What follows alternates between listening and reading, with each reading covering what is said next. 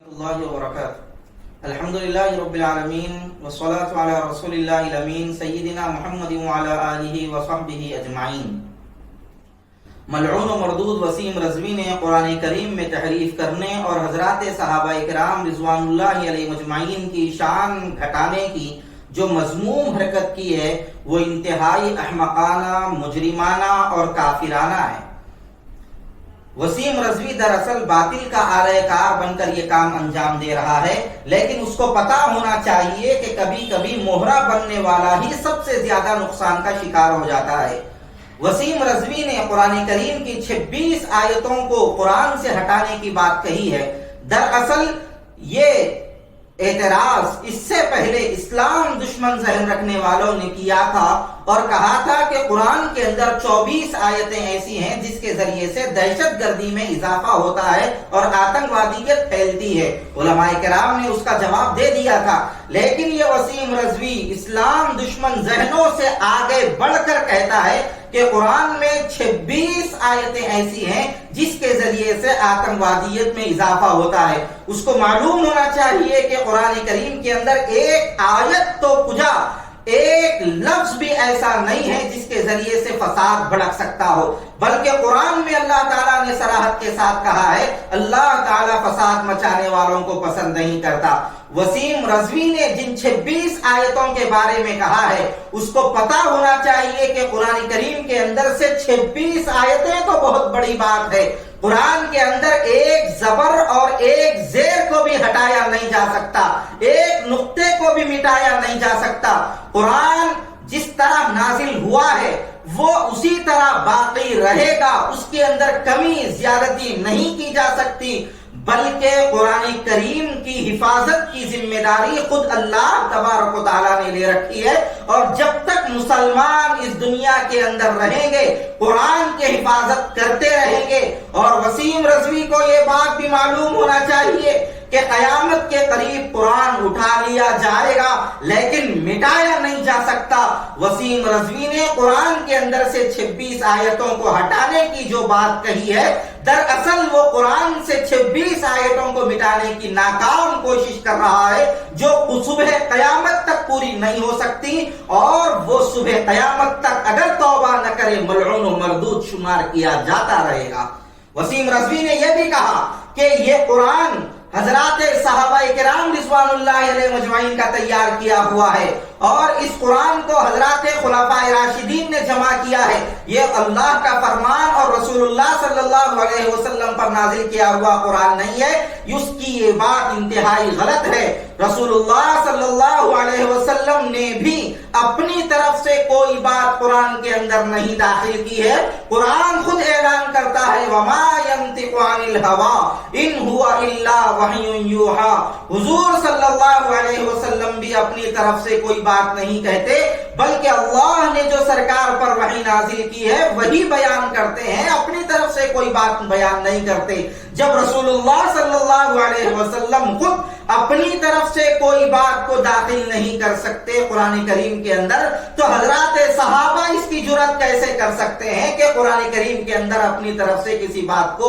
یا کسی آیت کو بنا کر داخل کر دیں؟ یہ اس کا الزام ہے۔ دراصل اس نے اپنی اندر کی چھپی ہوئی دشمنی کو ظاہر کیا ہے، اور اس نے صاف کہا ہے کہ ہمارا عقیدہ ان خلفاء پر لعنت بھیجنے کا ہے، اور ہمارے شیعہ علماء ان خلفاء کی بات کو مان رہے ہیں، ان کے قرآن کو مان رہے ہیں۔ مولا علی کا جو قرآن تھا وہ تینوں خلفاء نے اس قرآن کو قبول نہیں کیا ہے، بلکہ اپنے قرآن کو ان لوگوں نے لکھ لیا ہے۔ اس کو معلوم ہونا چاہیے کہ اس کی یہ بات انتہائی غلط ہے۔ قرآن کو صرف ان تینوں خلفاء نے مل کر جمع نہیں کیا ہے، بلکہ حفاظ اور کاتبین نے وہی صحابہ کرام رضوان اللہ علیہ مجمعین کی ایک بڑی جماعت نے مل کر حفاظت قرآن اور جمع قرآن کا فریضہ انجام دیا ہے۔ اور وہ یہ کہہ رہا ہے کہ قرآن کریم جو اس وقت موجود ہے وہ حضرت ابوبکر، حضرت عمر اور حضرت عثمان غنی اور حضرت عائشہ اور حضرت صفیہ کا جمع کیا ہوا قرآن ہے،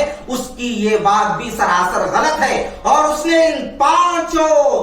صحابہ اور صحابیات پر انتہائی غلط الزام لگایا ہے۔ وسیم رضوی کو پتا ہونا چاہیے کہ جو بھی صحابہ کی شان میں گستاخی کرے یا ان کے خلاف کوئی بھی بات کہے، مسلمان اس کو برداشت نہیں کر سکتے، ہمارا ایمان اس کو گوارا نہیں کر سکتا۔ تحریک غلامان صحابہ کھل کر اس کی مذمت کرتی ہے اور وسیم رضوی کے خلاف صاف طور پر یہ اعلان کرنا چاہتی ہے کہ وسیم رضوی کا اسلام سے کوئی تعلق نہیں ہے۔ تحریک غلامان صحابہ یہ مطالبہ بھی کرتی ہے کہ ملک کی بڑی بڑی جامعات وسیم رضوی کے خلاف فتویٰ جاری کریں کہ ایسا شخص اسلام کے اندر نہیں ہے، یہ خارج اسلام ہے۔ اور شیعہ علماء کو میں سلام کرتا ہوں، انہوں نے بھی کھل کر کہا ہے کہ وسیم رضوی نہ مسلمان ہے نہ شیعہ ہے، نہ شیعہ فرقے کے اندر اس کا کوئی نام باقی رکھا جا سکتا ہے۔ تو اب صاف ہو گیا کہ وسیم رضوی نے صحابہ کی شان میں گستاخی کر کے،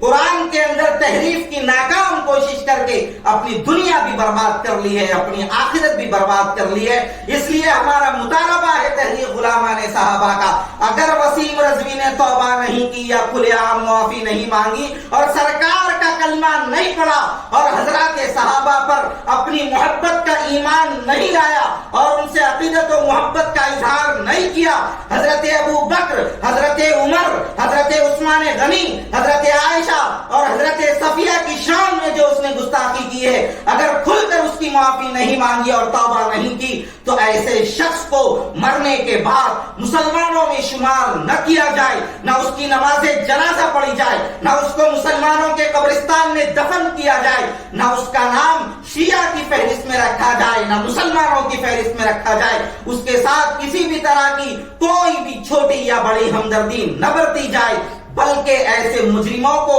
سر عام پھانسی کی سزا دی جائے۔ اور اگر یہ نہیں ہو سکتا تو کم از کم عدالتیں ایسے مجرموں کو عمر قید کی سزائے بامشقت سنائے تاکہ کوئی بھی قرآن کریم کے اوپر انگلی اٹھانے کے سلسلے میں خوب سوچ لے۔ اور ہم تمام عدالتوں سے یہ بات کہنا چاہتے ہیں اور ہمارا مطالبہ ہے تحریک غلامان صحابہ کا کہ جتنی مذہبی کتابیں ہیں اگر ان کے خلاف کوئی بھی شخص اس طرح کی بیان بازی کرے اور بالخصوص قرآن کریم اور صحابہ کی شان میں گستاخی کرے تو اس کے خلاف ایسا سخت قانون بنایا جائے تاکہ دوسرے لوگ اس طرح کی حرکت کرنے سے اپنے آپ کو باز رکھیں اور اپنے آپ کو دور رکھیں۔ لہذا وسیم رضوی کا مسلمانوں سے کوئی تعلق نہیں ہے، ایسے شخص سے کوئی ہمدردی نہ برتی جائے اور ہم تمام مسلمانوں سے اپیل کرتے ہیں کہ حضرات صحابہ کی محبت اپنے دل میں بسائے رکھیے، قرآن کی عظمت اپنے دل میں بسائے رکھیے اور اپنے بچوں کو حافظ قرآن بنائیے، صحابہ کا محب بنائیے، صحابہ کا عقیدت مند بنائیے